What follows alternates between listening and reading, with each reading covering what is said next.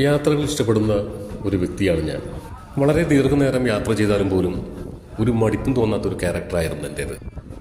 ഞാൻ മുംബൈയിലേക്ക് പോകുന്ന സമയത്ത് അന്ന് കൊങ്കൺ റെയിൽവേ നിലവിലുണ്ടെങ്കിലും ഞാൻ സേലം വഴിക്കാണ് പോയിരുന്നത്. കാരണം കൊങ്കൺ വഴിക്ക് പോയി കഴിഞ്ഞാൽ നമ്മൾ ഇന്ന് കയറിയാൽ നാളെ അവിടെ എത്തിച്ചേരും. നേരെ മറിച്ച് പാലക്കാട് സേലം വഴിയാണെങ്കിൽ ഒരു ദിവസം കൂടി നമുക്ക് കൂടുതൽ യാത്ര ചെയ്യാം. 1993 മുതലാണ് ഞാൻ ട്രെയിനിൽ യാത്ര ചെയ്യാൻ തുടങ്ങിയത്. എൻ്റെ ആദ്യ യാത്ര തൃശ്ശൂരിൽ നിന്ന് എറണാകുളത്തേക്കായിരുന്നു.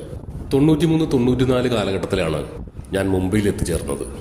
പിന്നെ ദിനം പ്രതി ജോലിക്കായി ട്രെയിനിലാണ് ഞാൻ പോയിക്കൊണ്ടിരുന്നത്. അന്ന് തൊട്ടുള്ള യാത്ര ഇന്ന് 2025 ആയി നിൽക്കുമ്പോഴും ഞാൻ എൻ്റെ യാത്രകൾ തുടർന്നുകൊണ്ടിരിക്കുകയാണ്. ഇത്രയും കാലത്തിൻ്റെ യാത്രയിൽ എനിക്ക് ഏറെ ഇഷ്ടപ്പെട്ട 3 റൂട്ടുകളെക്കുറിച്ചാണ് ഞാൻ ഇന്നിവിടെ പ്രതിപാദിക്കുന്നത്. അതിലാദ്യം വരുന്ന റൂട്ട് കൊല്ലം ചെങ്കോട്ട റൂട്ടാണ്. പലതവണ ഞാൻ ആ വഴിക്ക് പോയിട്ടുണ്ടെങ്കിലും അന്ന് എൻ്റെ യാത്രയെല്ലാം രാത്രിയായിരുന്നു. അങ്ങനെ ഒരിക്കൽ യാദൃശ്യമായിട്ടാണ് ഞാൻ ഈ റൂട്ടിലൂടെ പകൽ സമയത്ത് യാത്ര ചെയ്തത്. അങ്ങനെയാണ് ഈ ചെങ്കോട്ട കൊല്ലം റൂട്ടിൻ്റെ ഭംഗിയാർന്ന കാഴ്ചകൾ കണ്ട് ആ യാത്ര ഞാൻ പൂർത്തിയാക്കിയത്. പിന്നീട് പലതവണയാണ് ഞാൻ ആ വഴിക്ക് പോയത്. വീണ്ടും വീണ്ടും വരാനുള്ളൊരു ഇൻട്രസ്റ്റാണ് നമുക്ക് ആ യാത്രയിൽ പ്രകൃതി നമുക്ക് സമ്മാനിക്കുന്നത്. ഇതിൽ എടുത്തു പറയേണ്ടത് 13 തൂണുകളുള്ള ആ കണ്ണാറ പാലം. അതിലൂടെ ട്രെയിൻ വളഞ്ഞു വരുന്നൊരു കാഴ്ചയുണ്ട്.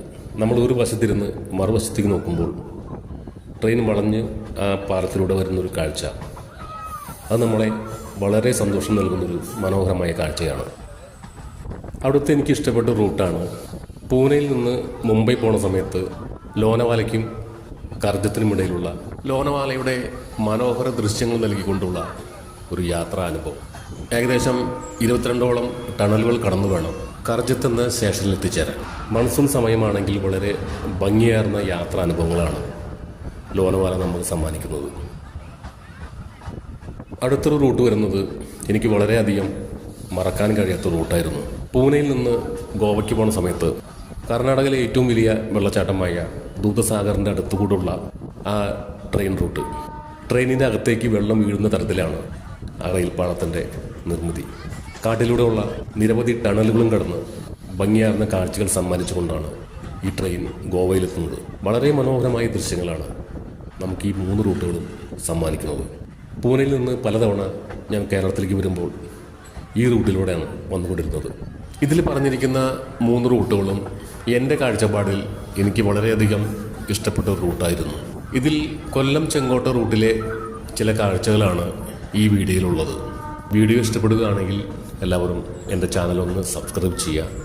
അതേപോലെ തന്നെ അടുത്തുള്ള ബെൽ ബട്ടൺ കൂടി ഒന്ന് എനേബിൾ ചെയ്ത് വെച്ചുകൊണ്ട് എല്ലാവരും വീഡിയോ ലൈക്ക് ചെയ്യാൻ മറക്കരുത്.